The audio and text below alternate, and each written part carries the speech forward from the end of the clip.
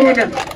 అరే ఇంట్లో బిడ్డ పెళ్లి ఉన్నదిరా బాయ్ తీసుకో అంటే వద్దుపో అని వాడంటూ కూడా నత్తుండ ఇటు మొఖాన ఒక్కడన్నా ఇంట్లో ఏదైనా ఆపద పడ్డదో బిడ్డ లగ్గం పెట్టుకున్నామో దవాఖానలో పడ్డామో పిల్లల చదువులకు పైసలు అవసరం ఉన్నాయో ఓ 10 గుంటలు అమ్ముతారా అంటే ఎవడన్నా కొంటుండా?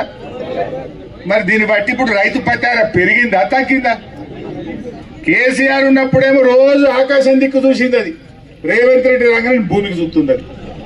గామన్న రియల్ ఎస్టేట్ అన్నదా లేదా? అంటే రైతు పతారా ఖతం చేసింది రేవంత్ రెడ్డి.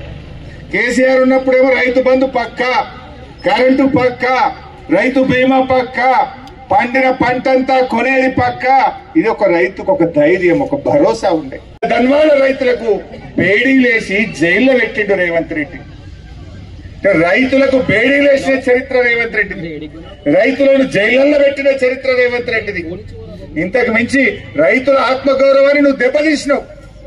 దేశానికి అన్నం పెట్టే రైతు చేతులకు బేడీలేసిన రేవంత్ రెడ్డికి ఈ రాష్ట్ర రైతులందరూ కలిసి గుణపాఠం చెప్పాలని చెప్పి నేను ఈరోజు కోరుతా ఉన్నా. ఏ రకంగా మనసు వచ్చింది? మా భూములు లాక్కోవద్దు అంటే లంబాడి రైతులకు బేడీలేస్తావా? మా భూములు లాక్కోవద్దంటే బీసీ రైతులకు పెద్ద ధన్వాళ్లలో బేడీలేస్తావా? ఇదేనా రైతు రాజ్యం? ఇదేనా రైతులను ఉద్ధరించేది? ఇవాళ దీనికి సమాధానం చెప్పాల్సిన అవసరం.